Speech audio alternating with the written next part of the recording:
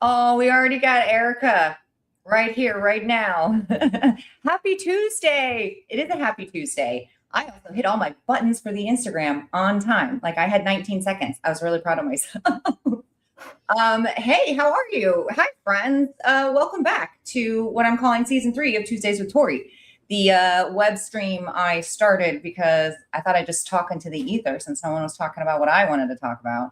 And as the ether webs, right, you feed it, things will come out. So somehow this is a fabulous love letter to celebrating all the people in the industry that have helped me to this point in the career, and also your fault at the same time because you keep feeding me. So here we go.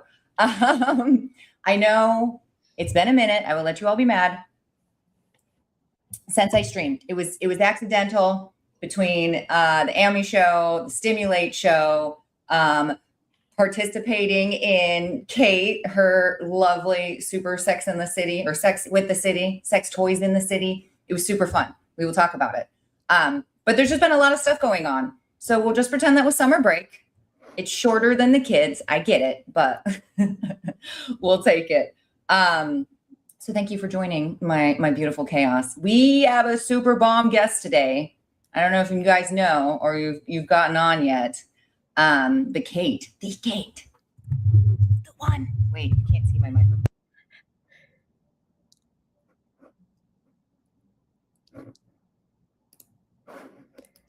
No sound. That would have been adorable had I not messed up the tech, right? And so this is a live show. So feel free to reach out, say questions, tell us we're obnoxious, give me a fun pun. It's very exciting to me. And I gave you guys a break. You had 3 whole weeks without me. Welcome back. Okay, so if nobody knows Kate here, you should. I don't know how you wouldn't, but welcome. She's infamous, and I mean that in the most treasured way, right? You've been in the industry for at least as long as I have, as far as I can remember. And there's not a lot of us willing to put our authentic self out into the internet when it comes to the unfortunate occupational prejudice we get sometimes doing what we do in the life of obscenity laws right now and what else is going on, right? Age verification being a great thing and something else, right? It's not always easy. So welcome, Kate.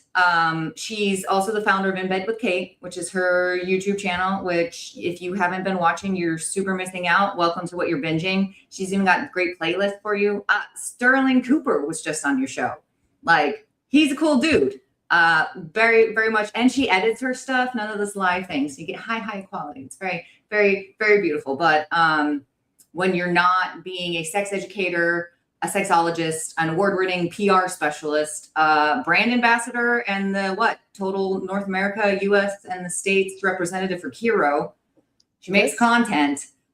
She has her own podcast and she's her own host. And as I mentioned, she has to clip all the things. She's the event producer and professional wearer of far too many hats. Please give this lady a crown. But she actually started her career back at Pink Rabbit. I don't know if there's too many people that are following that or know. So, reach out if you have questions. But that's it. That was in Russia, in St. Petersburg. Kate is Russian and it's amazing. And one of the best things about her, because she's got such a great great filter. She worked her way from being just a sales, I shouldn't say just, she worked her way from sales and then ended up being head of education or head of purchasing. And she put all of her magic mind together and she started doing training programs, which one of the main topics we're always talking about on the show is education, right? And that isn't limited to of your product, right? Education in how to sell better, how to do scripts, how to put suggestions out there that make it easier for your buyer to buy into what they're doing, right? And then what else did you do? You established supply partners in both the US and Europe. And now she's out here in the US. And she's doing a great, what do you want to call it? Like a sales vertical where you're kind of merging sex toys, right? And tech into a lot of the OEM space or the I want to call it like the EDI space, or I don't know, all these fantastic DJs, that space. I'm learning so much. She's going to make me kind of cool, guys. But so now that she's relocated, she helped super expand Fog Guns present in North America. So we're talking again, very, very high techie. And then she's with Kiiroo now. And in 2020, right? You started the YouTube show In Bed with Kate, which has a bit of sexual wellness, a bit of sexual education. And by the way, she's, again, got all the certifications to help actually anybody that's got questions from a sexual education side, right? Like I got hours, but no certifications. So she's the one to talk to. She's also been named XBiz Community Figure of the Year for 2021 and then Brand Ambassador this year in 2026. It's not up there, but I finally got my XBiz exec from this year too. It's our year, Kate. Yep. There it is. It's perfect. She is also a fellow proud woman and adult, and we carry a lot of that occupational prejudice, right? And one of our beautifully creative human beings that proves that education and entertainment can totally share the same bed. Ha, ha, pun included, because we're in bed with Kate. Ha, ha, ha, ha. Kate, thank you for coming to our season 3 premiere. Yay! Thank you so much for having me. It's such an honor. Can I hear you, Kate? Hello? I cannot, but Hello? Did I mess it up? Hello? Anybody out there? Are you also having problems with, Hello? Did you accidentally mute? No, I didn't, but once I muted and then I She's going to jump out and jump back in, everybody, in case you're listening and not watching. No. It's not? I don't hear you. No sound. Okay, let me rejoin then. Yeah? Erica, if you're still watching, can you let me know? Can you hear Kate? Hello? Or did I mess up something when I had my dramatic entrance with the microphone?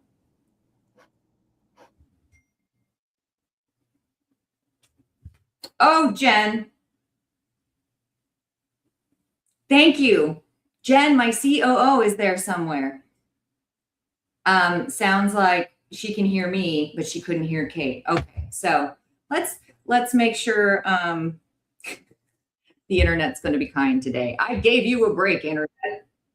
Oh, here we go. All right, how about now? Oh, I can hear you. Can you hear us? We did it, ladies and gentlemen. Thanks for hanging in there. Tori, thank you so much for having me, and thank you so much for this beautiful introduction. It was pretty long, but I guess I am one of those things. Well, yeah, it's pretty long because you've been doing pretty badass shit. So again, welcome. It's my show, so we get to celebrate the people of the industry, and that is you. Yay!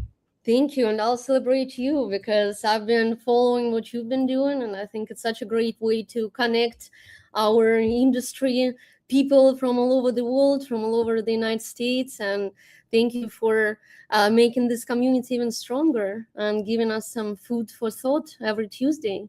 Oh, thank you. Right, it's our industry. If we don't do something to just pat somebody on the back, then I don't know, nobody is. It's that whole adulting part we have to do. It's obnoxious.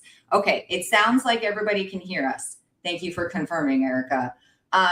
did I miss anything, or is there anything you want to kick off with the very long list and well-deserved list of accomplishments?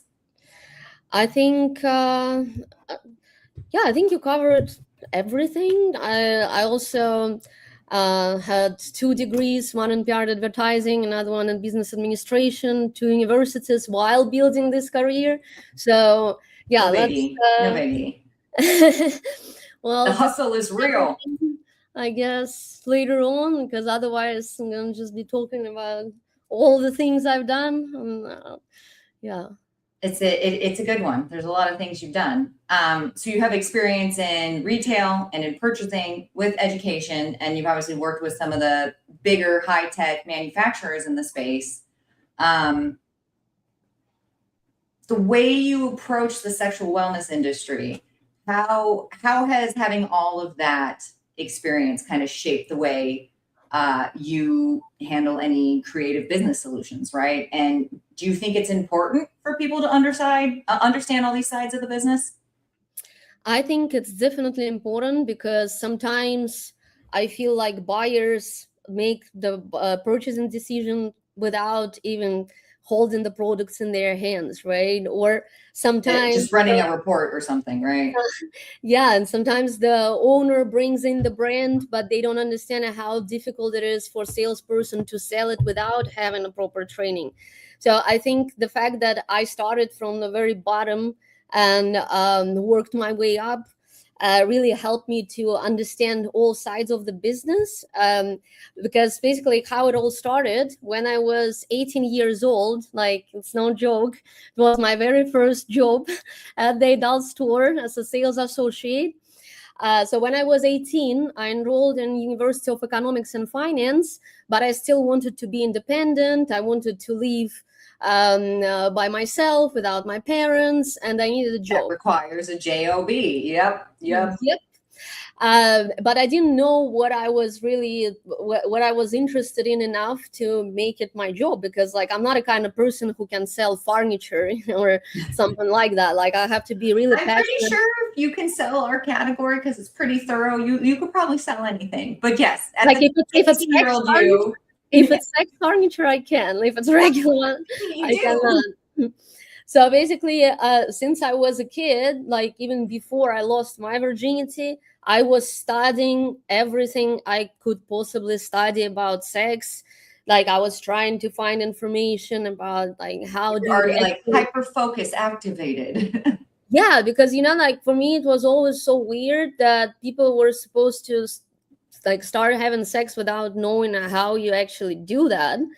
And sex education at school didn't tell me anything besides the fact that sex leads to HIV and pregnancy, like how this sex education at school works. And I always thought that it was like very unfair that parents couldn't talk to their kids about sex, that nobody at school was like telling us anything that we were supposed to know before starting living intimate lives. So that's why I was self-educating. And when I was 18, I was thinking like, okay, what job should I try to apply for? And one of my friends told me, look, I think you will do best at the adult store. And I was thinking like, yeah, maybe he has a point, because he told me that you talk about sex more than an average person, right? Because for me, it was like a science. Isn't that funny? Like sometimes I forget that I don't want to call people not in our industry normies, but they don't have the same filter or just common knowledge, right? And so even me saying something like I don't know, oh well, there's a different lubricant for that, or just like a comment about a condom or something is like, but like it takes a minute. There's nothing wrong with it. People just aren't expecting the same sort of vernacular, I guess, coming out of normies' mouths, and I just. Am I desensitized? I don't know. Yeah, it's just like precision in everything you do and everything you learn. Like I guess when you have learned a lot, you want to share, right? So that's what it is. So yeah. Anyways, I got the idea that maybe I should try myself in that. And by that time, I lived in St. Petersburg, and at every subway station, we had this Pink Rabbit store. So it was the biggest Eastern European chain by that time. And they had 60 stores, franchise, museum of sex in the heart of the city center. How They fun. Yeah, they had a magazine. They had a training center for regular, like for just regular public, just sex education workshops and things of that nature. And they had a very strong brand, but it was everywhere. The billboards were everywhere. The stores were everywhere. And I was thinking, wow, this is so convenient. I can get hired at the store that is like right 5 minutes away from from my house. So I came to the interview, and first they were kind of concerned about my age, but then when they started talking to me and they realized like how much I already knew, they said, okay, let's try that, but we have a whole week of the training that you have to take first, and then you have to take 2 tests and 1 exam, and only after that we will decide whether or not you are a good fit for that. So then They were like, let's see if you survive training. But the training was really rough. Like, I have never seen anything like that in the United States, or honestly anywhere else, because it was like a whole basically whole book for adult store salespeople that would explain everything from all the groups of products, all the categories, all the materials, all the compatibility materials, lubricants, all the types of like BDSM devices, how we approach the customers when they come in, sales techniques, like everything, how to upsell, how to make additional sales. So it was like a week long course, and it was a lot of information, but I was really passionate about it, so I was the best student in that group. I passed all the tests, and when I started working at the store, that was not a well performing store out of this chain, but I grew it 30% in the first 2 months. And when they saw, okay, like she definitely knows something we don't know, they offered me a promotion to be a head of HR, not a head of HR, but like the person who teaches all the salespeople when they're about to start working. And then like head sales trainer. Yeah, I guess. Yeah. And then I actually added to this book, to this 100-page manual. And it was me and 2 other gay guys who were like very precise, just like myself. And we were building this together. And yeah, like even people who had no idea about any of that, on the day 1, on day 7, they were able to provide amazing service to our customers, and they were very knowledgeable because that was our like strong side. We were charging more for than MSRP, but we had very knowledgeable stuff. And you're paying for the experience. Absolutely. Yeah, and like we had a lot of returning customers, especially like high level high spenders that would come back to specific salespeople just to continue the discussion or share some update about their sex lives or their issue that they had in bed with their partner. Like a community, right? Yeah. We were just talking about communities and how I probably would have gone crazy without having the show. Like, it keeps me checked in some way. Like, how else?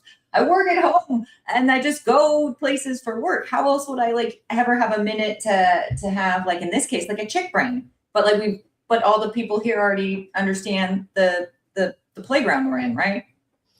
Yeah, well, definitely we are still humans. We need something to connect with each other. We need this badly, because we are not meant to sit in our boxes all by ourselves with our thoughts or with AI. Staring at ourselves on a screen. Yeah. So I was very satisfied with how that was going, with like the sales on the retail level, and then I started the training, and then I was already studying PR and advertising at my university. And when the university found out where I was working, they first wanted to kick me out. But then actually my professors... Then they wanted to be your best friend. Yeah, because they turned out to be, very sexually active. One of them was like in a kink, another one was gay. And then like by year 3, we became friends. And I started giving them toys and all of the things. But on the year 1, they were giving me hard times. And then there was a need to start the private label for Pink Rabbit, because we were growing and growing, and we were buying direct from many major companies, but still, like, the most money to be made when you have a private label for top A category of products that are sold at your adult store. So that's why I was offered to lead this project. I went to China. I met the factories, and then we started our product line. So it was lingerie, cock rings, like all kinds of things. I was designing the packaging. I was building the campaigns around it. Just wearing hats, no big deal. But the foundation that I have, because of working on the sales floor, that gave me enough experience and knowledge about like what you actually want to produce under your private label, because it's a commitment, right? So you have to buy thousands, and you have to be sure that you're going to sell it. So those decisions that are private label related were good decisions, because this private label really generated us like 40% more of the gross profit per year since we started it. 40%. Yeah. So I mean, but it's... Oh, Leah's here. Sorry. Hi, Leah. Hi, Leah.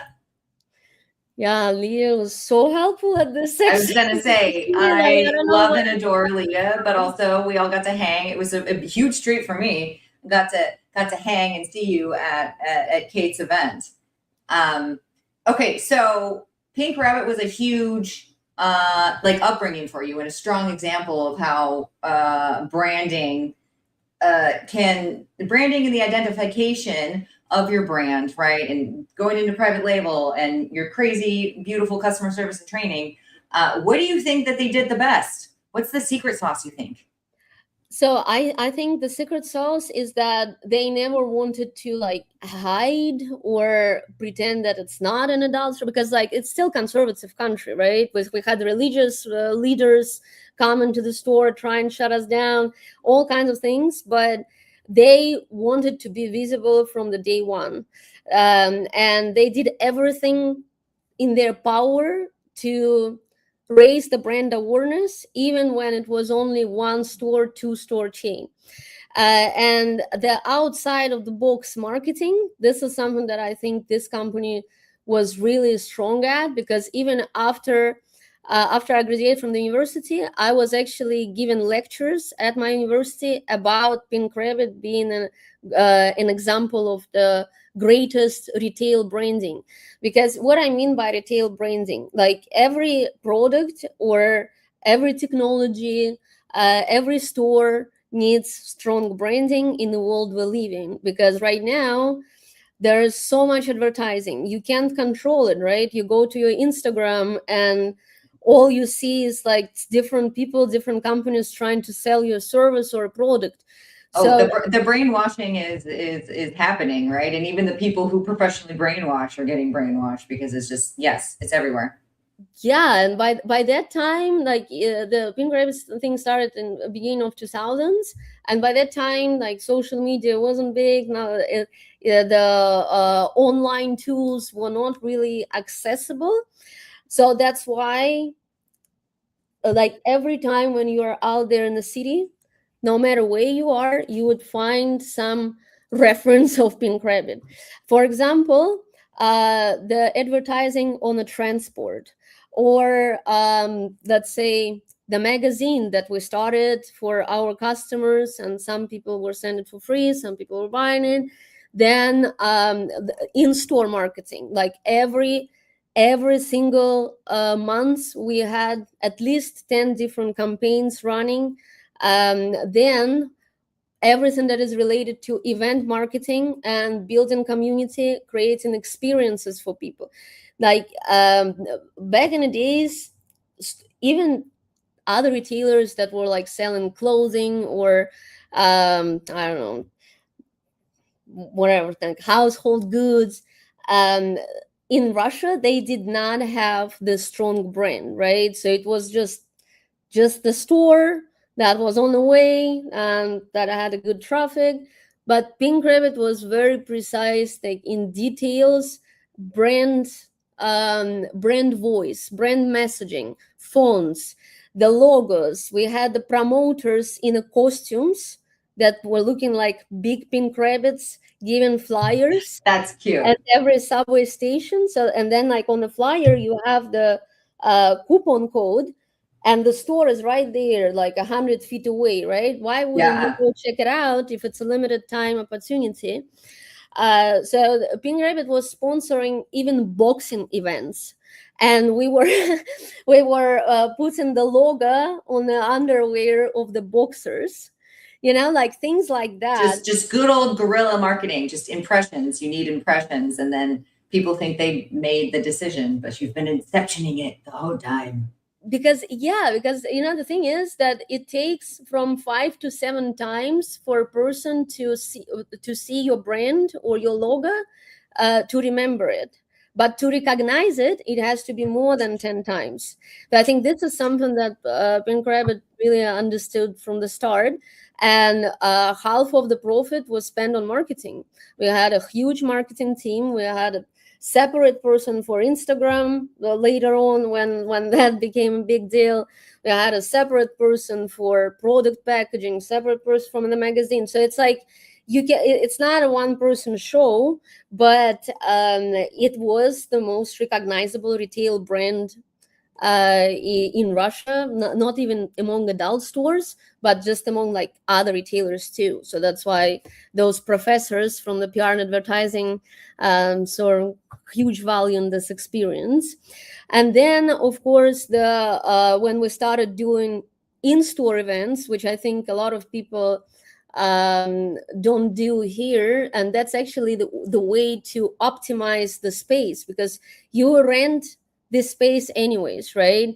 And half of the time it's just empty, because like for every adult store, sometimes you have 3 people coming to the store, sometimes you have 20 people, but mostly it's like it's not crazy traffic that you have on Walmart somewhere. So when you offer additional value to the customer, for example, it's a preview of the workshops, or it's a sexual wellness day, where you give them the goodie bags, where you offer champagne, where you offer some games, prizes. You give them permission to come in because there's an event or whatever, and maybe they were holding themselves back. Yeah, exactly. And you know, sometimes people come just for fun, but they see something that they like, they stay and they turn into customers. But the biggest goal here is to constantly bring in new people, constantly bringing new traffic. And to do that, you have to diversify the ways you promote and your offerings, to tackle as many target audiences as possible. Because like what we're seeing now, when the sales are declining, when we just expect the same people to to buy more, if they're also in the same economy as us, this is not going to happen. So it has to be like we had clear goals about how much new business we have to bring in monthly, and which tool has to bring what. Like, let's say, okay, we want to have additional, I don't know, 50,000 subscribers on Instagram in the next 3 months. We want to have 3 influencers coming to the store this week. So there was always a target, not only for money, but there was a target, how do we get to those numbers? And I think that was definitely the way to do it. Because now, for example, in the capacity of the B2B sales manager for Kiiroo, when I know that this corporation owns 30 stores, but they all are called different names. Like, Yeah. what's the point, right? So that hurts branding, because the customer who could have remembered where they were. Yeah, And consistency is important. Yeah. yeah, so like the message has to be consistent, the visual has to be consistent. Branding has its components, and I think before really starting planning your PR campaign or your marketing activities, every business owner has to answer the question, like, what are those brand components for my brand, and go from there. Because it's not just a transaction anymore, like when 40 years ago, 30 years ago, all of this was brand new, and people were just like, wow, dilda, I want to buy it. Yeah, these times are over, because Yeah, less now, novelty and a lot more focus on wellness, right? Health. yeah, because that's the thing, like the industry is changing, not only because of those external factors like supply chain disruption, Like the economy. or the recession economy. Yeah, so, and there is also like industry as a whole that started very recently, only like 40, 50 years ago. And when there was nothing like that, of course you would have a huge demand, huge interest. But now, when there are so many options on the market, and when there's this unfiltered flow of information, advertising, how this customer is supposed to notice your brand, and why they're supposed to spend money with you, not with all these other people who are being very creative about how they push their product. Sound advice. Are y'all taking notes?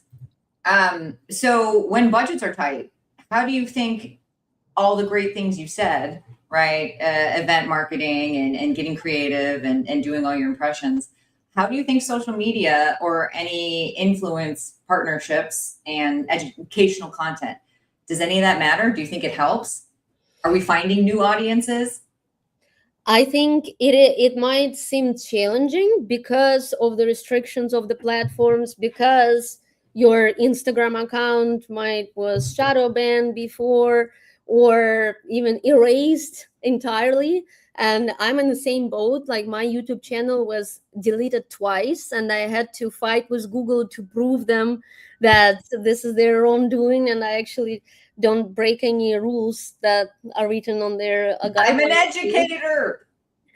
Yeah, that's the thing, like, I mean, they're not welcoming it. They want us to be they don't want us to be liberated, right? They don't want us to be sexually empowered, because once all people become sexually empowered, like, they will start making decisions for themselves. Their creative flow is going to be like flowing throughout their body. So nobody wants that. But we have to work with what we have, right? Yeah.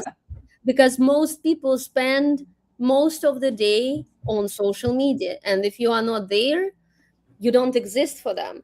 Like, I don't think there are too many people like myself, for example, who has a limit on how much Instagram you can use per day and really follows it. Because we have to understand, like, it doesn't matter if you enjoy posting or being there or not. If you are not there, your competitors Will will be. yeah, and this customer will go to them.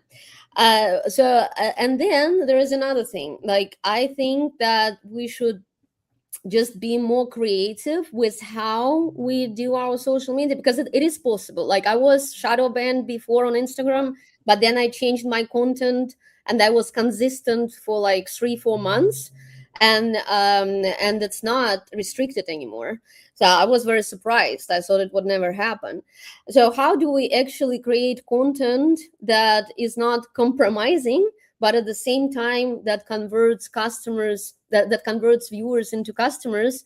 I think, first of all, we need to understand that people right now buy because of the emotional connection or emotional response that they have to your piece of content, to your speech, or to your podcast, whatever it is.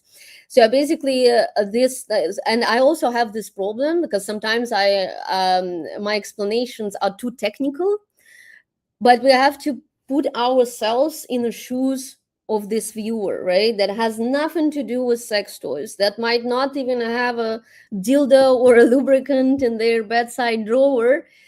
How do you break it down for them the way that they understand, the way that it hooks them? Maybe you want to use storytelling. Maybe you want to create a story behind the product. Because, for example, Susan Brayton, when we gave her some Kiiroo products, the way she did it, she was in a bed with her boyfriend, and like they just tested the products, right? And she was recording themselves how they felt after this. Afterwards.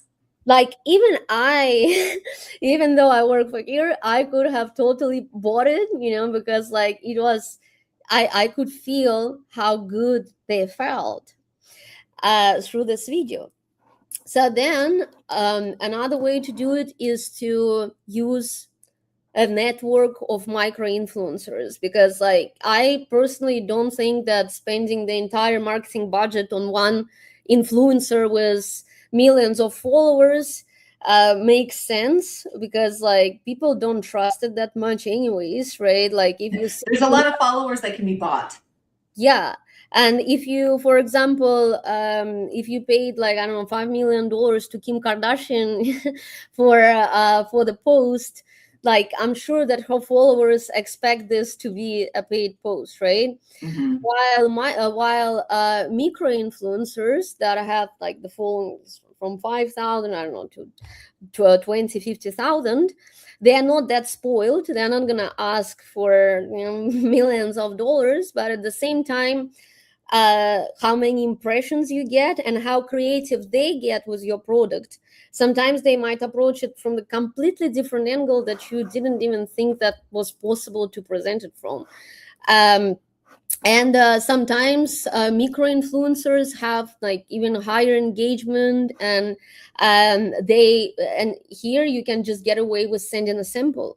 But again, like it has to be consistent, right? So let's say if you have a plan that every month 10 influencers or 50 influencers review your product, and then you just reach out to all people you can find on YouTube, on Instagram, whose content you like, and then you just knock on the doors, and out of 20 people, one might accept it, but that's okay. Like it's the same goes for focus on the yeses and not the nos. Yeah, so I'd say this is really helpful, especially when it comes to premium sex toys. Like there are a lot of educators out there who are passionate, like I was in the beginning of my career, about it, who just want to try different things and give their honest opinion. Then also people who have stores, retailers, you do have folks that work there every day, right? And they're talking to your end consumer, the ultimate goal every day. Exactly. And I think we love you, retailers, staff, managers, all you guys out there. Thank you for doing what you do. Yeah, thank you guys. Because without you, I don't know what we would have done. Because like it's salespeople who are knowledgeable, who build trust with their customers.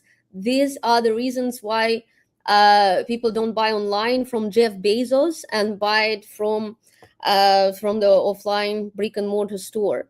I like books. I don't know if you can tell, but yes, I will go to the independent bookshop because I get a better experience than having to go to all the Barnes or buying from Amazon, because I will even pay extra for some of the extra whatever that comes with supporting independent, because I enjoy the experience, right? I'm not going because yes, Bezos needs more money. No. Yeah, exactly. I wish there were more people like you, Tori. But we'll get there. We'll get there. Yeah, but where I was going was the employees. So at the adult store, like half of the day, you are not like slammed with work, right? You're just waiting for the customers to come in. There's a lot of other stuff that you do in between, right? Like resets and like, right, you have time to clean, you have time to clean, right? Like there's stock, whatever you got to do. Yeah, there's other things. Or you can create employee generated content, which is now a huge trend. I don't remember whether it was Starbucks or somebody else that paid extra to their employees to create content at the workplace. That's Like cool. anything creative. Yeah, but I mean, like that's a non-brainer, right? To see Yeah. maybe your salespeople are creative enough to do those kind of things, because there is a trend in marketing 2026. And of course, That's a like good one, you guys. Keep uh, going. I said that's a good one. Keep going, guys. thank Start you. making content in the store. I love it. I mean, a lot of people do already, but not maybe in the same, like they do it because they wanted to, not in a whole like it's trending now. I heard user generated content is getting an infusion of like $1 billion this year. So it might as well be you, right?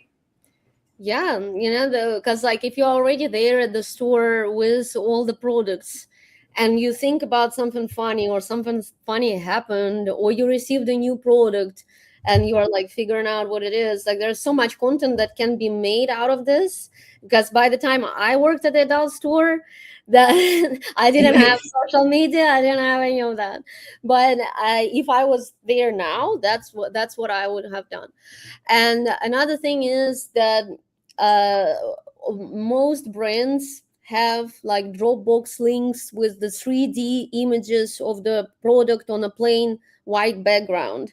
For this, on Instagram, on social media, you go into ban like immediately, right? But if this product is displayed in some other environment and it's a part of the, I don't know, bigger picture, you can get away with that. And I saw people creating like short reels, there's 20 seconds, and they gain millions of views on TikTok or Instagram, but the product does not look like a dildo, and nothing here really points out what it is, unless you are a human who knows exactly what it is. Because how those platforms work, it's not the real people who are watching your content, it's algorithms, robots. And if it's just a product on a plain background, this is not happening. Your Instagram is not gonna last. So with lifestyle, everything, lifestyle pictures, lifestyle videos, it's again, this is just creativity aspect, right? Like you have a product, what it reminds you of. Like for example, a lemon, this little sucker. I remember even before it appeared everywhere, they were reaching out to everyone like crazy, to YouTubers. Like I did a video for them too, but that was like, quantity over quality. Even they didn't ask for long videos, like they didn't have too many expectations, but because this, how many influencers were covering this product, algorithms picked it up, and now it cannot stop, right? But yeah, so being creative with that, but please don't think that you can make it in 2026 with adult retail without the social media. Because even if now it's doing okay, like still we all are experiencing the sales decline. People have to have an outlet where they can find you.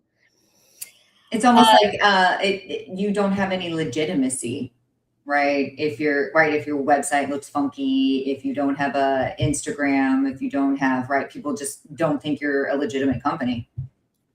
Yeah, and I'd say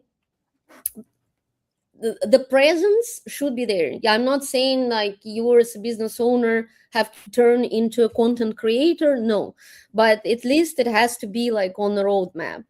And what actually helps to sell is when we create content that makes people feel something, because we are so desensitized to everything right now. Like even if it's just a love, like even if it's just a funny meme, like I know a few stores that are really good at that, at posting like those those Well, and now memes. that you can like voice over most reels, like you could just take whatever content and just be like, these are my random thoughts. She said, as she's not doing them herself, but there's a lot of ways to make really quick content that you wouldn't have even thought of.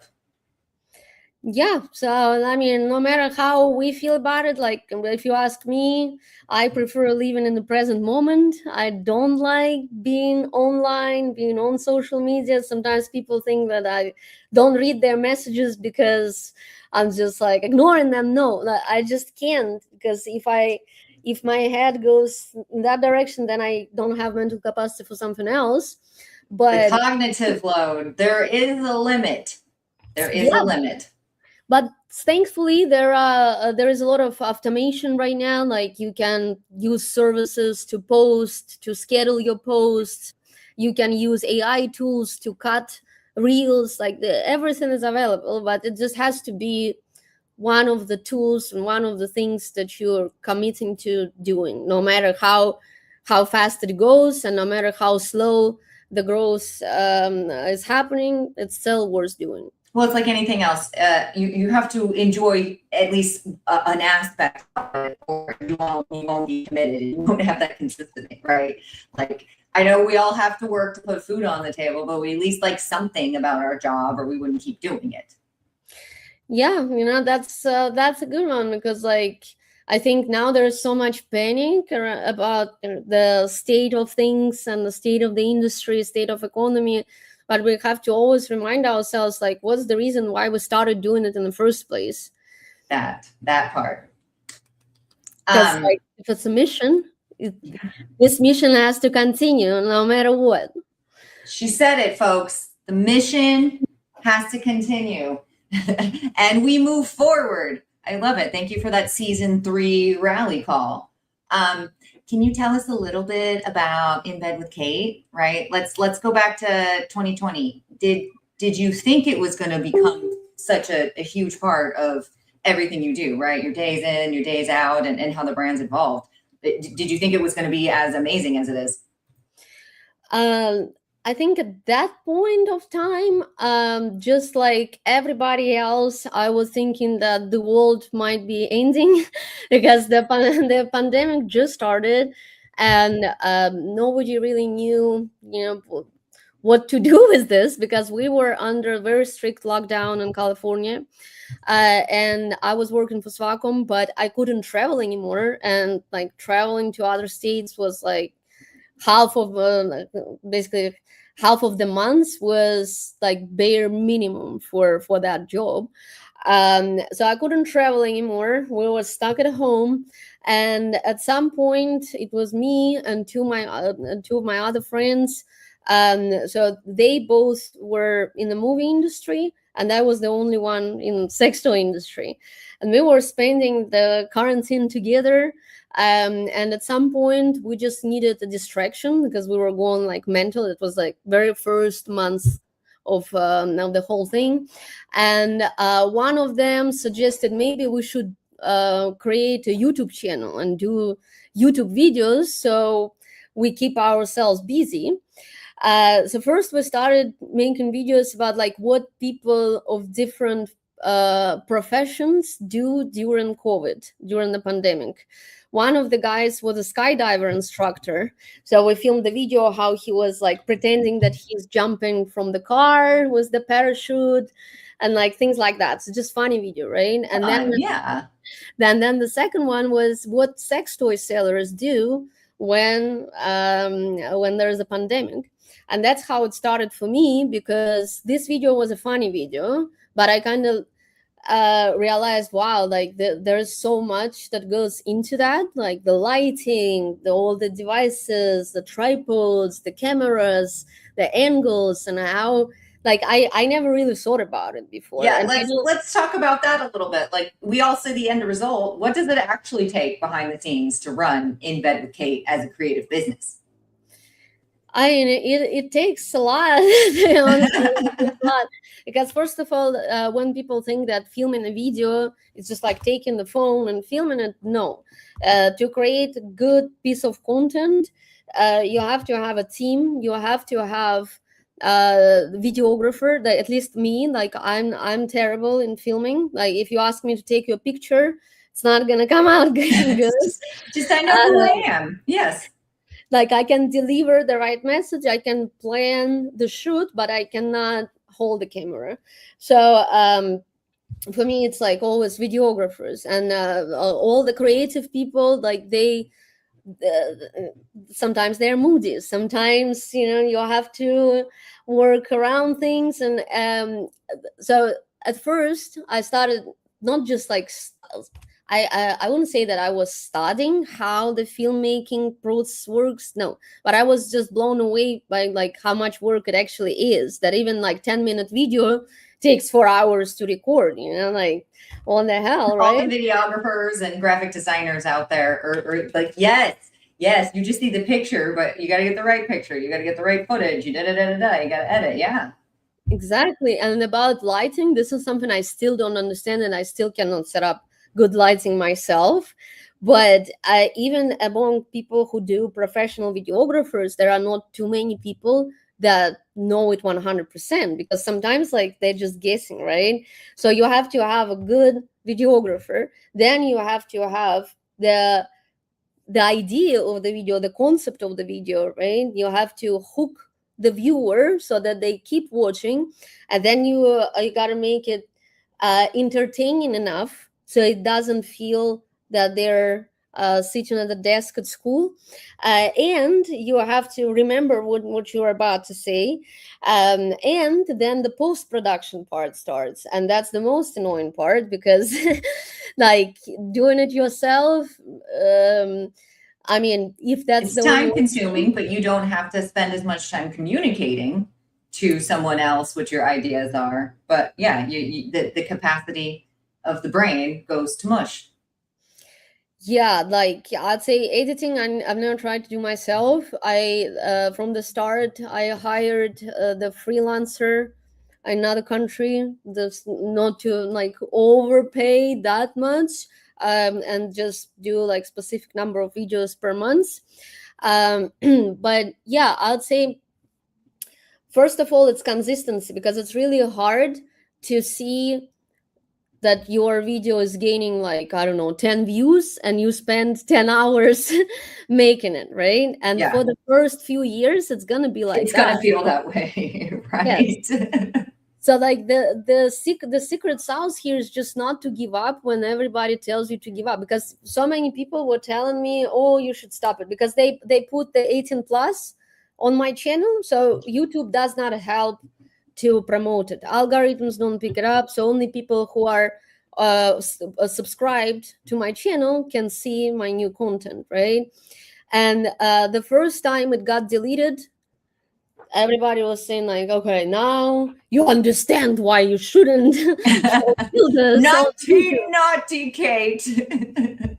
But I actually, you know, like you just keep believing that what you are building will eventually turn into a very nice and beautiful house, but you cannot build a house without the foundation.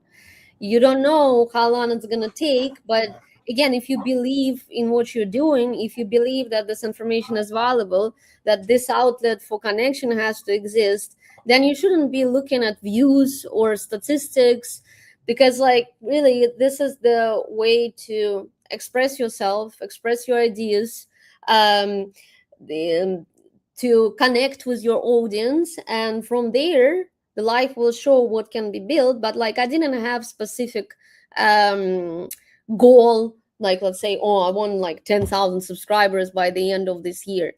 And I was just doing something that made me feel good, because when I realized that so many people in Pakistan, India, like they don't have access to sex education, they come to YouTube for that, and that's the only place where they can get it. And when people started telling me, oh, like thank you so much for your video, now like I last longer in bed, or now like my partner can finally climax during partner sex. And when you receive this kind of feedback, like does it really matter how many views on this video? I mean, the thing is that I look at this from this perspective of like long term, right? What makes what things it makes sense to invest time and money in.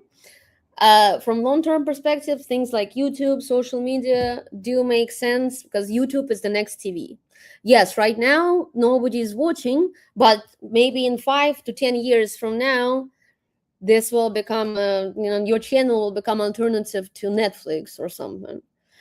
So yeah, it's patience, and just keep pushing through. Like there are no shortcuts when it comes to content creation. There are none, because like maybe 15 years ago, when YouTube was just becoming a thing, yeah, I saw even like people I know who had YouTube channels about the same topics, and YouTube actually helped them.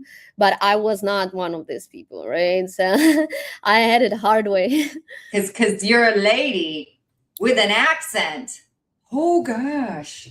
Yeah, like I hate this accent, but men Oh, say I that love it's it. Don't nice, it's you though, that it's right? sexy, but I don't think so. Like, I think it's just you, right? And I guess there's something about that to be said about everything. Like we're always picking on ourselves in our brain or whatever. Maybe I'm just the one picking on myself in my head. I don't want to you on everybody, but right, then there's like little things that you don't realize because you don't see yourself as somebody else. You know what I mean? You don't get that perspective where it'd be like, well, no, if you didn't do that, you wouldn't be you, if that makes sense, right? yeah. Erica loves the accent so much, and you've super Oh, inspired thank her you, today. She needed to Erica. hear all these things today. She's a fellow content creator. So Thank you, Erica, so much. Yeah, guys, like really, I've been trying to get rid of it, but Eastern European accent is the hardest because even the way like we open the mouth is different, when pronouncing the same letter, the same sound. So that's why. But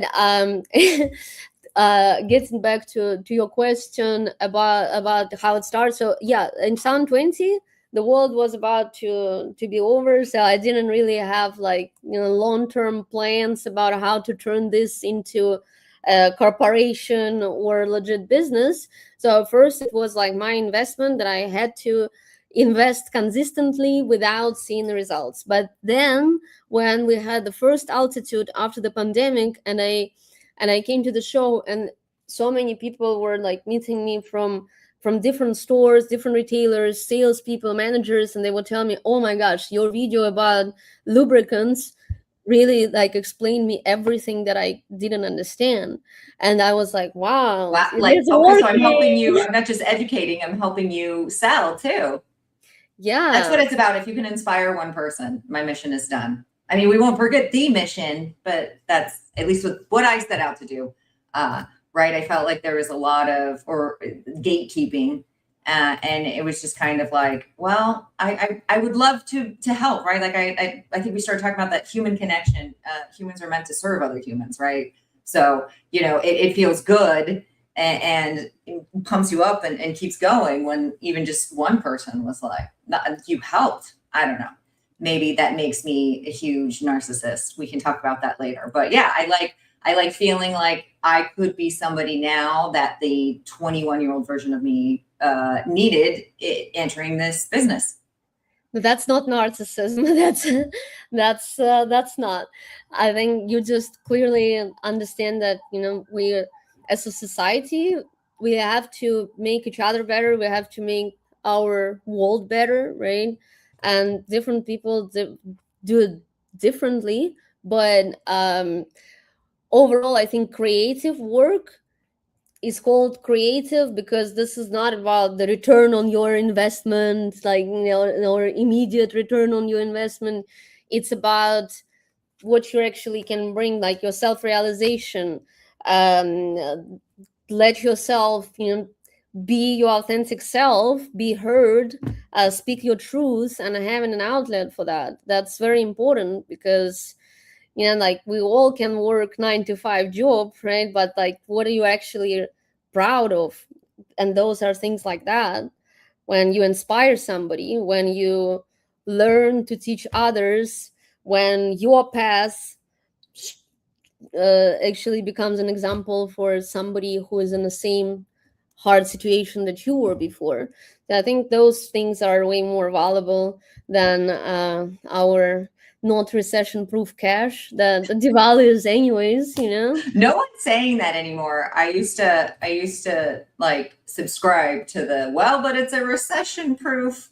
This was pre-pandemic or during the pandemic because people just expected that growth to continue. You know what I mean? Whatever it was like, yay, it's recession proof. It survived 2009 and 9/11 and all these other things. Nobody's saying that anymore unless I'm having the wrong conversations with people. 2009, it was still a very new industry. It was still peaking. That's why it survived that. But as for recession proof, like we didn't have a recession in 2020.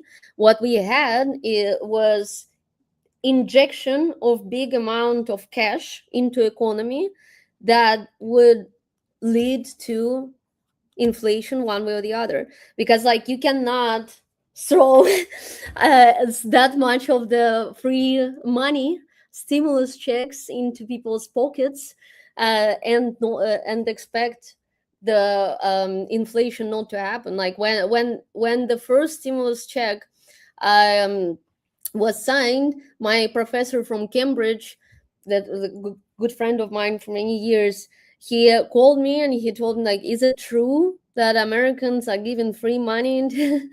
I said yes. Like what? And he goes like, does anyone say anything about inflation on the TV? And I said no. And he goes, look, I don't know what they are doing, but as a PhD in economics, I can tell you, you want to save money right now, because the price is gonna go up the roof. Well, thank you, friend. That was sound advice that I didn't have. Just kidding. No, we kind of did the same just because we panicked, right? But thank goodness we had just moved to Phoenix before all this happened. Now I'm in North Carolina. That's a whole different thing. But yeah, it's changed a lot. Anyway. But the thing is, like, I think the biggest mistake that a lot of brands make right now, they set up targets based on those previous pandemic years, and then they're so disappointed and pissed why those targets are not being reached. Don't do it, because everybody's gonna hate themselves. Don't do it. You need reachable, attainable goals. Yeah, that even like comparison with 2020, 2021 just doesn't make any sense. If you want to like set up the target necessarily, you might want to look at 2018 or 2019, because this 2020, 2022 doesn't really give you like any real number. Just update your reports if you hadn't, people. We're already slightly over time, and there's like at least 3 more questions I want to ask you, plus rapid fire. Are you cool for another 10 minutes? We'll just, season 3 is a little extra longer, people. It's fine. You can pause and go away, watch it tomorrow, listen to it. It'll all be posted. Don't worry. But it's just, we got to know. She's got so much knowledge. I need to pick her brain. So your most recent Sex Toys in the City event, yes, we'll change slight gears here. It did feature the Illumination line, which we were very happy to be there. But so naturally, I have questions. Hold on. Yes. Okay, you wanted a wine? Come here. Oh, he's giving me the leg smoochies. Everybody say hi to Chewy. Okay. So what inspired Sex Toys in the City, right? What kind of presence were you, what kind of experience did you want to create for everybody that was attending? So Sex Toys with the City was the new chapter in Sex with the City. Sex with the City party, the party that I started a few years ago, because the other passion that I have in my life is music, but very specific electronic music, not all of it. So at first I started this rooftop party just to help my very talented friends who were DJs and music producers. They were neighbors who were living in downtown LA. And downtown LA has this, I guess, the creative energy. At some point, you just feel that you have to do it, you know? So the first one we called the Rooftop Affair. And we brought a headliner from overseas so that they could open for him. That was like a brand new thing for me, but like I thought, okay, this should be way easier than putting together a trade show like Altitude or ANME, and it was like true, right? Yeah, so like I wanted to support the artists, but then the last year I renamed it and rebranded it into Sex with the City, because every time when I was going like on the roof of my building and I saw all the tall buildings, LA skyline, and I was feeling sometimes that like I feel the energy of the city, like that, you know, it really feeds me, it makes me more energized. And then I remember that Carrie Bradshaw once said in Sex in the City, she said that she was in a relationship with New York. And at some point I felt like, wow, maybe I'm not in a relationship with a man, but I'm in a relationship with downtown LA, because like every day I want to look at this skyline, I love that. I love that. And then I was also like thinking, wow, so you can have a relationship with the city like that. Like I feel like downtown LA is dating me, but also you can have sex with the whole city pretty much if you live there long enough, like if you've dated long enough and if you were single for a long time, because like at some point you will start running into the same people, and even like I don't know, even on the dating apps from what people say. So that's adorable. I decided, okay, like this is gonna be sex with the city, because we always want to show you the view at my events, and we want you to experience what I call an orgasm for your ears, because the music is really curated by me, and I think I've got a good taste after all the years spent on Ibiza before that. So we call it Sex with the City, and the first Sex with the City was last August. And then in November, it was my birthday, and we had Sex with the City at Sky Bar. And the video from this party became viral. And we never planned this. Like it just happened at the event. And at that point, like you can't really stop something that's going viral. I can tell that. It's got its mind of its own. Yeah, so basically the DJ was playing a song about how to give a blowjob, but it's like a house techno song mixed. But the lyrics was like pretty accurate, like I'll say, in terms of how it's supposed to do it. I agree with every word. I agree with this entire song. Playlist to come. Exactly. And one girl, like, she got so excited when he started playing that she jumped on the tree that was above the DJ, and she started humping him. And somebody, it's insane, people. She was like very athletic. I've seen it, but like, yes, it was. She was very passionate. But I was so pissed because like I woke like 2 days later, I turned on my phone and I see that this video is everywhere. Like I saw that I woke up in a nightmare. I didn't want to believe that it was real, because like all the publics, like EDM tunes, everything about rave, right? And everybody was just re-uploading. And yeah, it was going viral for maybe like 6 months. Maybe only this month I don't see any notifications about what's happening with this video. But yeah, I'd say music component of it, that we always wanted to teleport you to Ibiza, even if you are in Los Angeles, with the help of the music, because music is vibration, music is frequency. Music can make you feel and experience so much no matter where you are. So that's the experience we want to create. We want you to forget about everything that happened before you came to the party and just dissolve in music.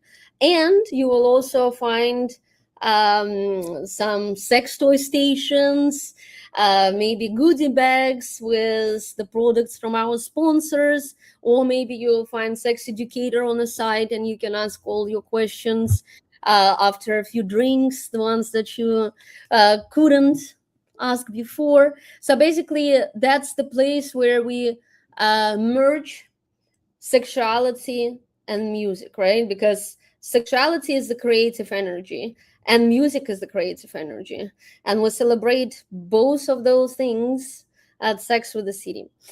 And the sex toys with the city, that was the edition of this party specifically for people who work in adult pleasure product retail manufacturing, because was 30th anniversary of ANME show. And even before, a lot of industry folks would tell me, hey, you should throw a party when everybody's in town, because we see it on YouTube, but we cannot come. And that's what we decided to do. And I'm so grateful for your support, for support of all of our sponsors and all people who came there, because again, like we want people to have a good time and to connect in a different environment, not when we just like, drink a lot after the show and that's it, and then No, it's it was, you're right, because like sometimes you barely get to have a conversation with your peers at these shows, or at least me, right?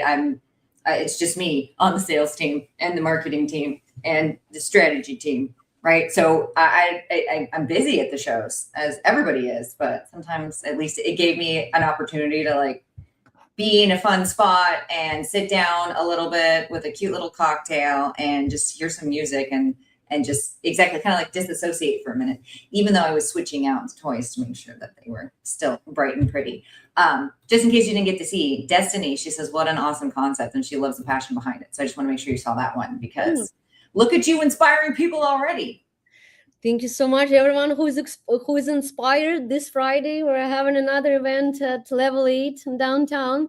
But actually, your products were so great for like the interior design and for creating. Oh yeah, they help with some mood lighting for sure.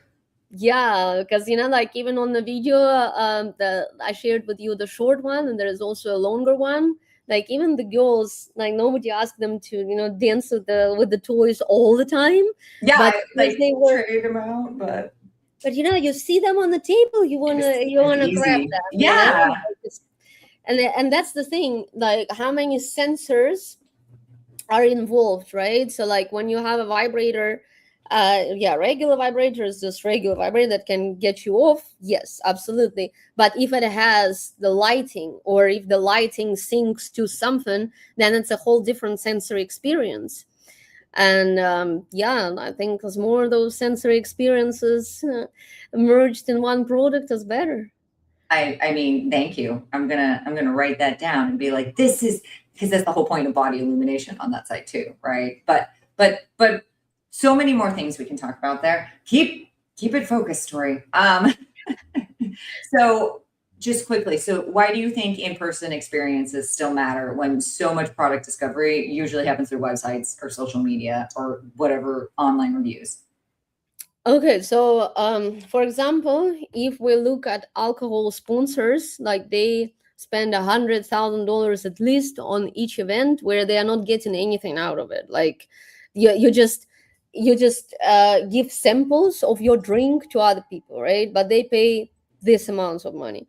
Why? Because in the world we live in, where we sit all the time with our devices, where a lot of people are depressed right now, where a lot of people are not having sex, and it's called not only just the financial recession but also sex recession, and a lot of people are just in a bad place mentally, because there has been so much happening in our lives, in the world around us, on all different levels, that I don't think that our psychic can like um I don't think that we can adapt to this fast enough. Yeah, right? like biologically, we're evolving at a very fast rate, right? And if you think about it, what, up until, I'm gonna say like 1780, did anybody live past the age of 40? And what we've got on the whole timeline of people, this chunk of technology is a small chunk on the timeline. Like how is my human brain supposed to keep up? The answer is you can't. Don't feel bad, guys. I know every day I'm kind of like, how am I not getting to all of my emails? And I didn't drink enough water, and I didn't return my mom's phone call, and da da da da da. Like the amount of stuff that is being expected from anybody this day and age is it's not a normal amount of load. Exactly. But the thing is that it's all about the balance, right? Like a lot of people feel this way, like you feel, and I feel the same way. Sometimes like I wake up, I do something and it's already next day, and I don't understand like where are the 10 hours, where did they go? But time didn't feel that fast before the pandemic, that's for sure. Like the perception of time has changed, but now like we're being more and more stuck in our heads, we are becoming more lonely. And that's why events and event marketing is the next best thing, because going to one event that might be even absolutely free, and just listening to music can rewire your brain, can rewire your consciousness. Like, it happens to me so many times when I'm sitting like depressed and I don't understand how do I find any energy to accomplish what I'm supposed to accomplish. And then I remember, oh, I haven't listened to music for months. Like, that's what I got to do. And then Or I didn't take my favorite thing is I'll get so grumpy and it's like, fine, just go take a 15-minute walk. And then like 15 minutes in, you're like, fine, I do feel better, but I hate it. Yeah, like, we have to do things that make us feel better. And yeah, you're still a puny human. You need to be watered. You need to go see the sunshine, right? You have to eat, and people need to pat you on the head and tell you you're pretty. Like, we need to be part of a community. Humans are not meant to be alone, but it's almost like everybody is alone without being alone. Yeah, and what's good about the events, especially music events, that they pull completely different audiences, right? The completely different people from different backgrounds, different age groups, and they're all in one place. Some of them might become your friends. Some of them are just there for this specific night to be a part of your experience. But what is good about it, first of all, it does create this emotional connection, emotional response, right? Because people don't remember advertising they saw on TV or on Instagram. But if you went to the event and you felt it, and it felt good, and you danced a lot, and you had a lot of fun, like, you will remember everything that was associated with this event. For example, the light up vibrators, or everybody needs an LED controlled or app controlled sex toy, right? Any color you want. yes, exactly. So, like, and how many times I was just working at the events where I was selling the products, like at my friends' events, but similar, like similar music. And I was so surprised that sometimes people who would never come to the adult store, they were making purchases right there, like spending $200 on a sex toy. Why, when they came to the party, like, what sense does that make? But it's all about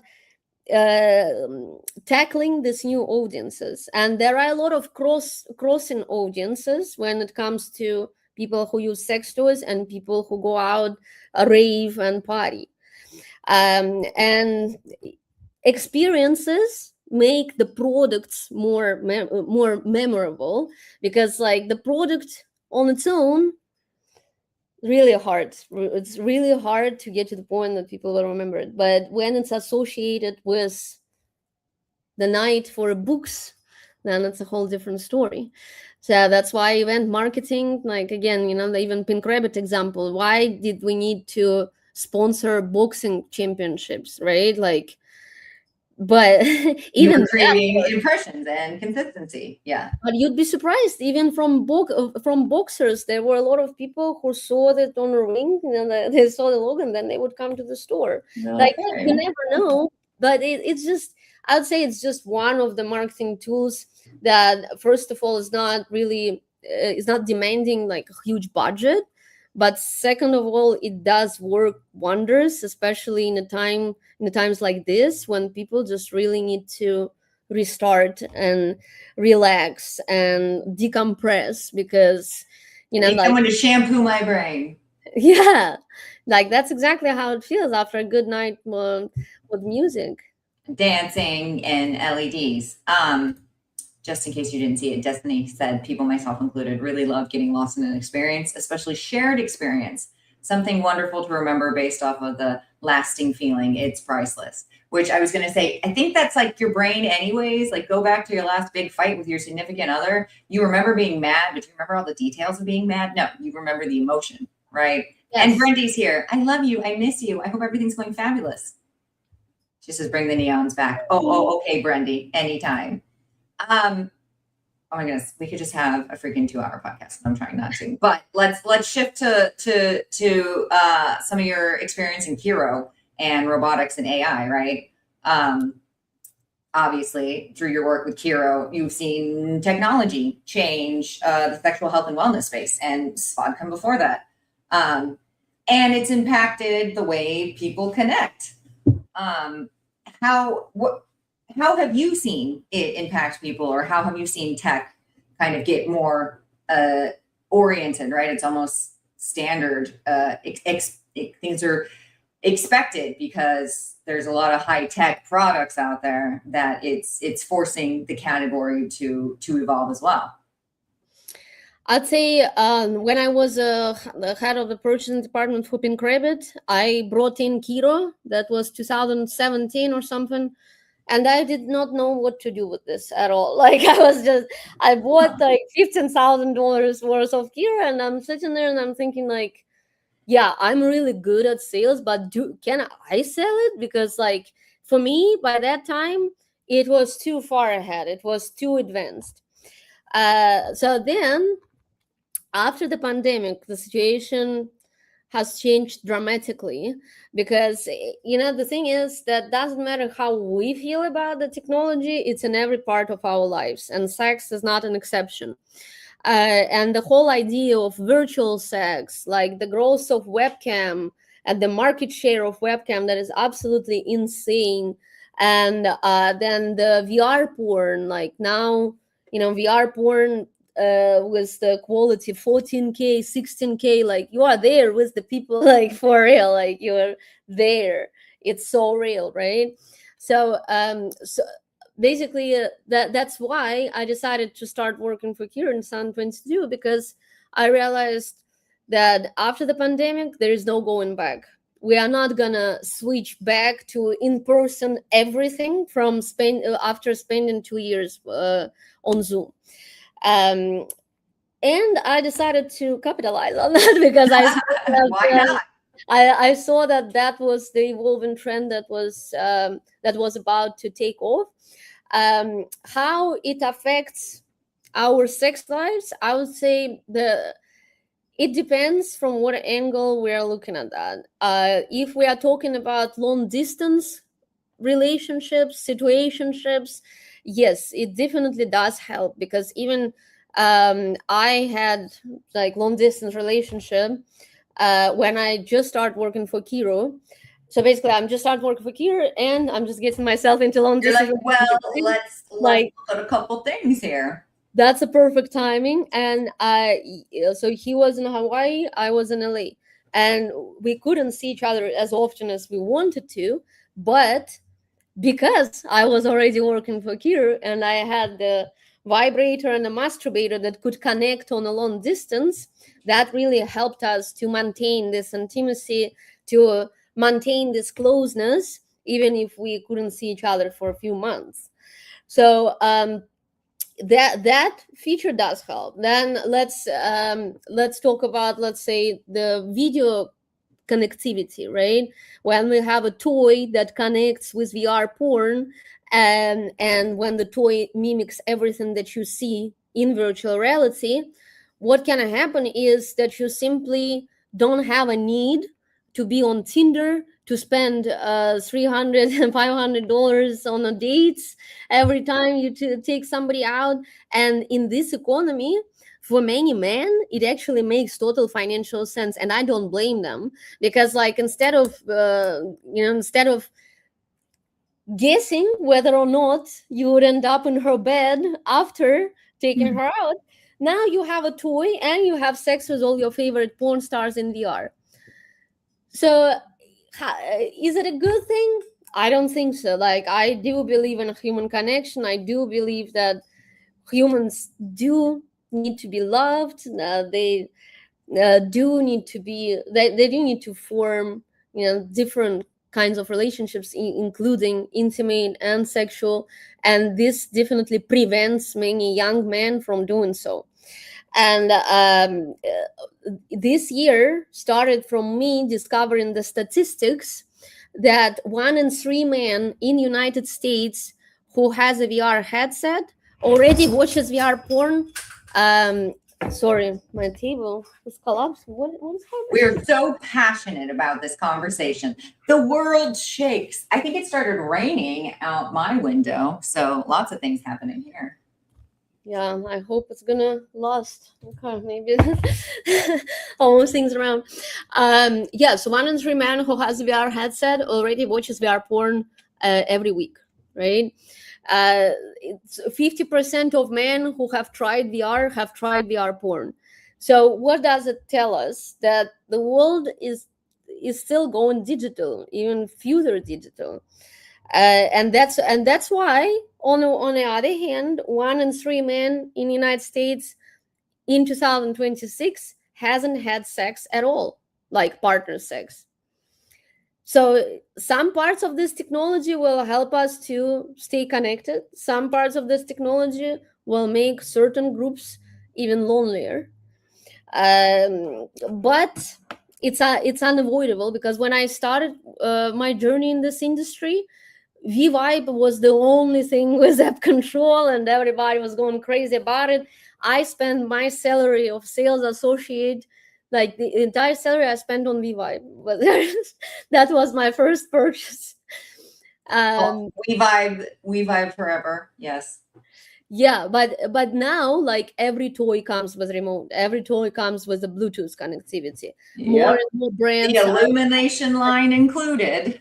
Exactly, so that's why like this becomes a standard, because we understand that this, like, older people who usually were like the main target audience of the brick and mortar stores, who already have a family, who have like a relationship, sexual, marriage, whatever that needs to be spiced up.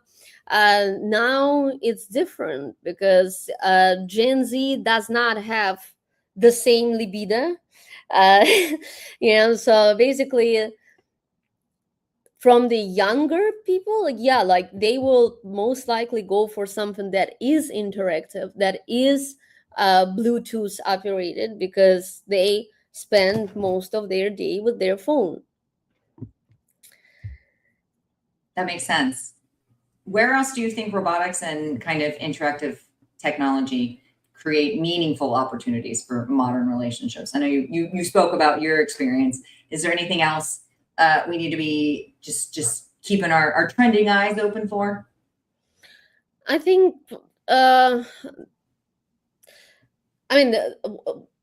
I'd say the closeness on a distance, right? Because like the whole idea, for example, behind Kiiroo has always been to deliver touch on a distance, right? So even if you can touch each other physically, at least without technology, you still kind of can.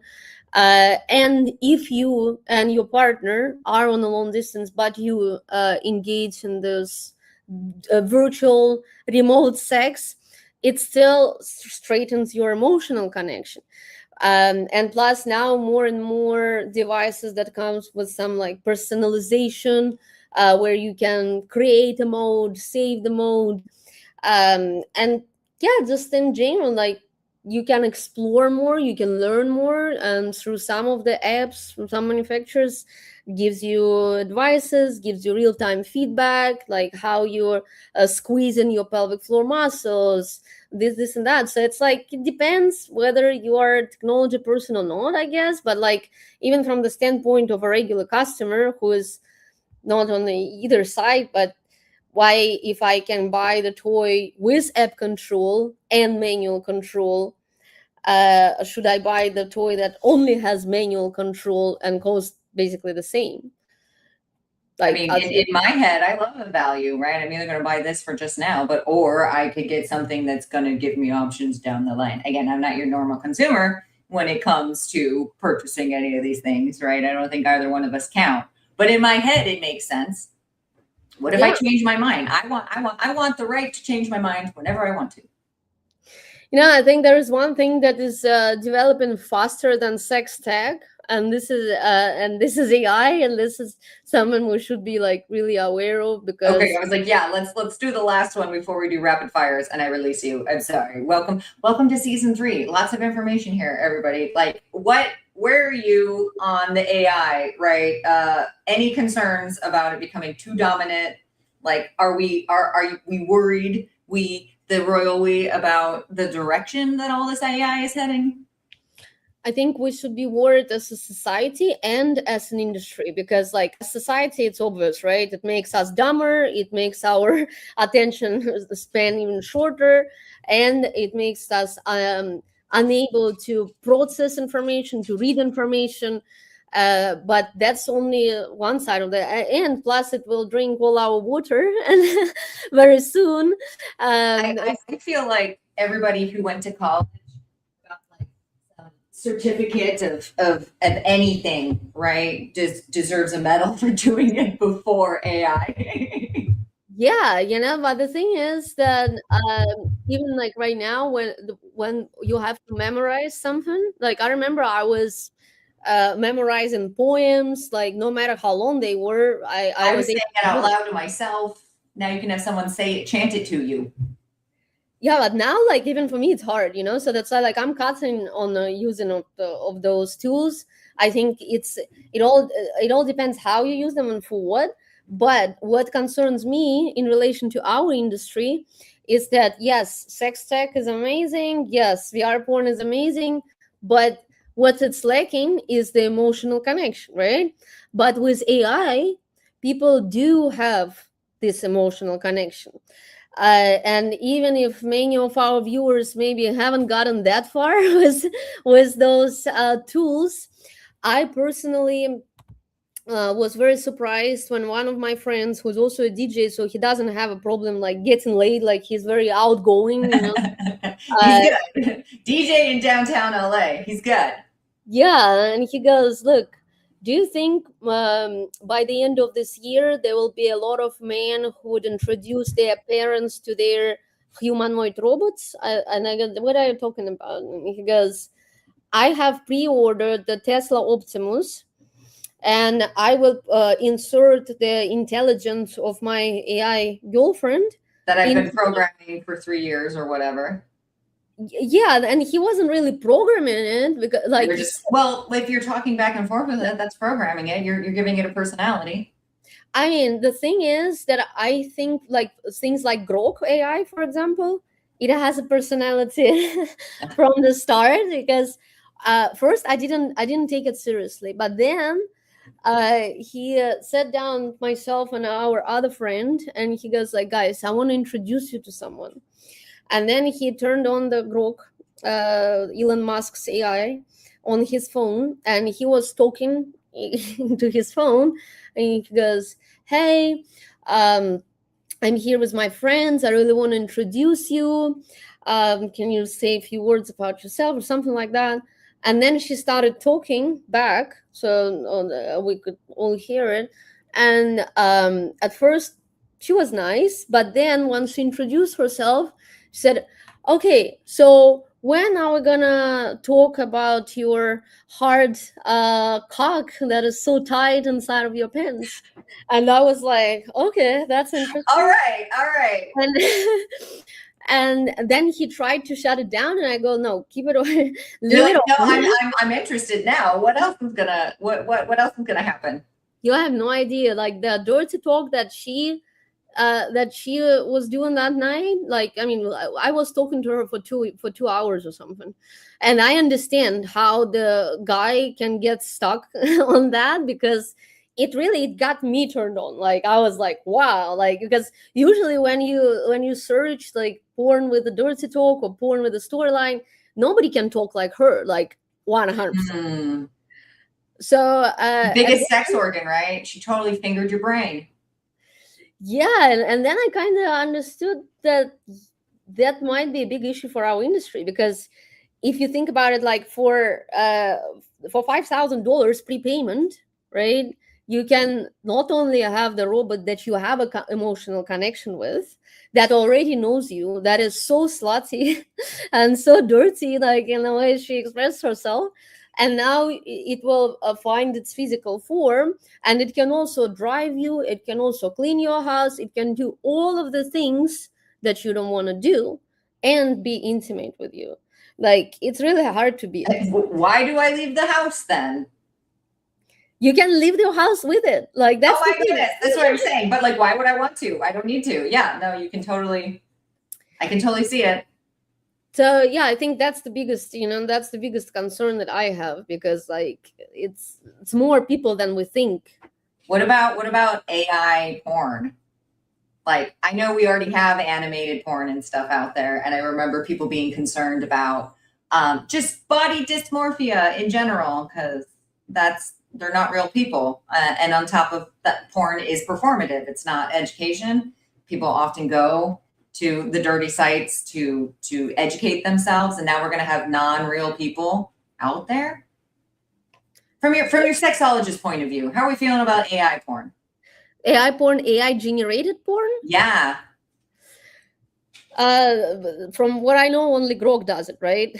I don't know. I'm sure other people have figured out a way, or like there's going to be an app that's like you can just talk to these AI generated people we made for you and like live out your fantasy. But then now you could just generate it, right? Someone could take my face and go generate all these things. I mean, if we are talking about like things that you can do in the metaverse, let's say you go to the Brussels in metaverse, that's one thing. But if we're talking about the content generated by AI, yeah, content generated by AI. Okay, I have never watched anything like that before, so I really don't know what kind of content is that. And I'm like, just imagining you can generate the slutty, dirty personality, and then generate the video to go with it. What's going to happen? I guess we'll find out. I mean, yeah, I'm not a good person. I'm just like, what about like the body dysmorphia coming when it's like it's already there, but like, hi, now you're comparing yourself to not real people, but like generated realistic people. I don't know. Yeah, like that's very tricky, because even with the new Meta glasses, that they can undress you. Like, no, I didn't. Yeah, so I first I was thinking that it was. Are we all just a bunch of dirty birdies? Look at us. Just have your Meta glasses. Just make everybody naked.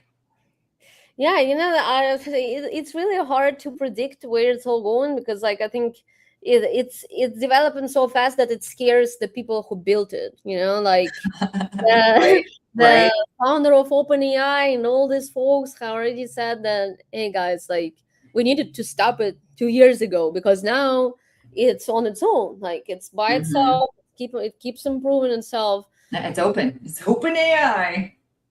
Oh my goodness. Yeah. Well, food for thought, everybody. Goodness. As more simplified we try to make things, like as it started with TV and remote, like that already made us lazy enough, I think. Yeah, now TV is like, oh, everybody winds down at night with the TV. Like there was a time that's not what you did. You had to read or something. Talk to your family. Yeah, that's what they want us to lose: the connection between each other, connection to Earth, connection to nature, because all of those things, like even how unhealthy it is to stare at your monitor all day long, and then stare at a mirrored version of yourself staring at other people on a little screen. I don't know. Yeah, like if you ask me, like I would have preferred like living in I don't know, 80s or something, where none of this was documented, right? You just go out and people don't like tag you in funny pictures later.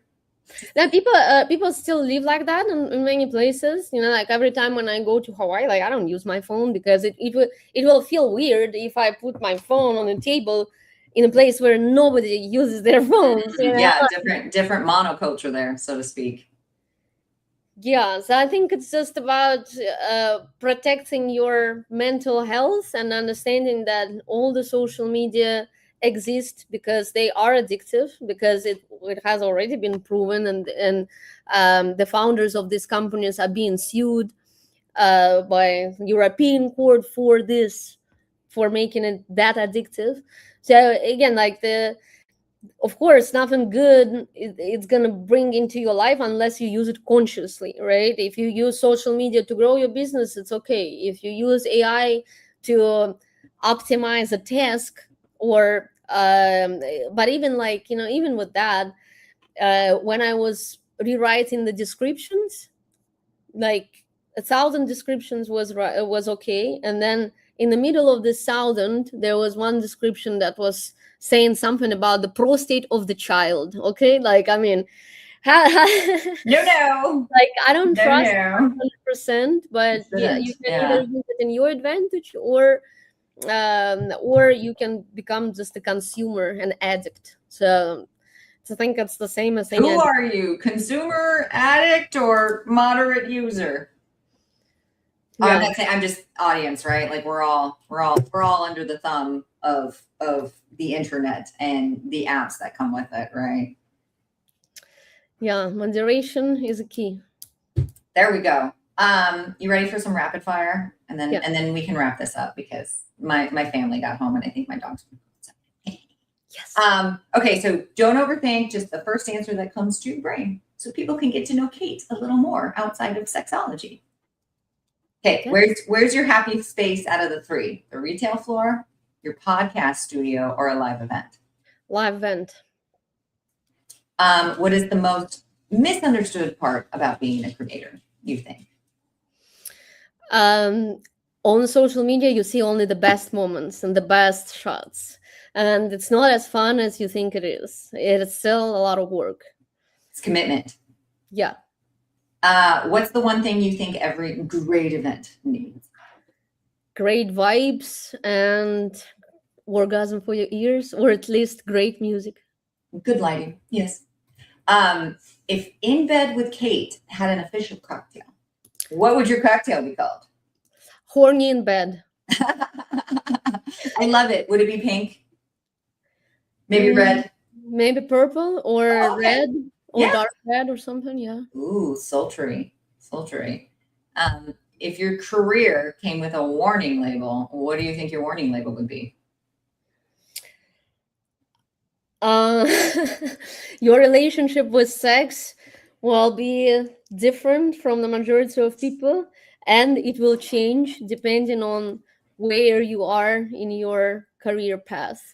Like, for example, when I was receiving all these samples when I was a buyer, like, and I had to test all of them, I was thinking, wow, I don't want to have sex at all, but like but then it passes, and then once you are not in this like super demanding stage of like starting a new job or doing something like that, it's It's the ebb and flow, right? So warning, your sex life will change, right?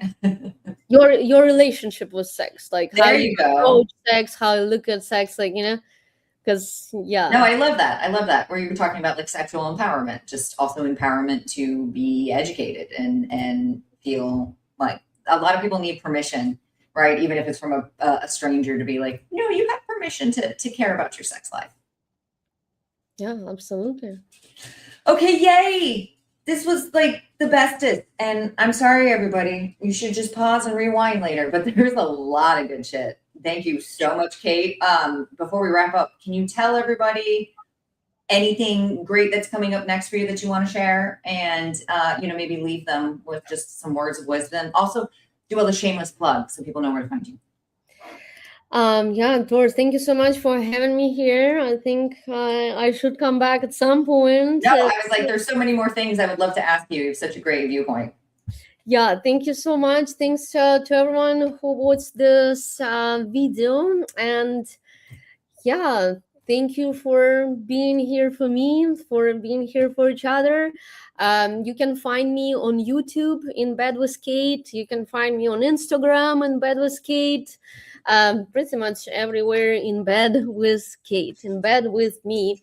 And branding. There we go. Consistency. I always knew it would turn into a TV series or something, but at least YouTube channel. That's a start. There we go. There we go. Yes. And this Friday, if you're in the City of Angels, this Friday, 5 p.m., I have a party at level 8 downtown Moxie Hotel. Start at 5 until late. Until whenever. Till the city kicks you out. No, this city is not like that because it's still downtown, unless there are five dead people. No, no, we will not be open for any of that. Oh my goodness. So come dance with us. It's free. Just RSVP. I have the link on my Facebook page, and let's dance it off. Dance it out. I love it. Dance it out. Or dance it. Just do all the dancing. I love it. Thank you for coming and doing an extra long content, and you're doing all the great, amazing things. And I hope you know how many people you inspire, myself included. Thank you for helping me kick off my season 3. And everybody who's been watching, please, if anything has inspired you, feel free to like, comment, share. Also, if you're not subscribed to Kate's YouTube, go do it right now. Right now. And if you miss any of today's episode, you can catch the replay at my YouTube, which is at Tuesdays with Tori Tia. So if you've got any other comments, or you want to come join the show, or maybe there's a topic out there that you wish we could find out more, please feel free to reach out, use the social medias, and we'll see you next Tuesday.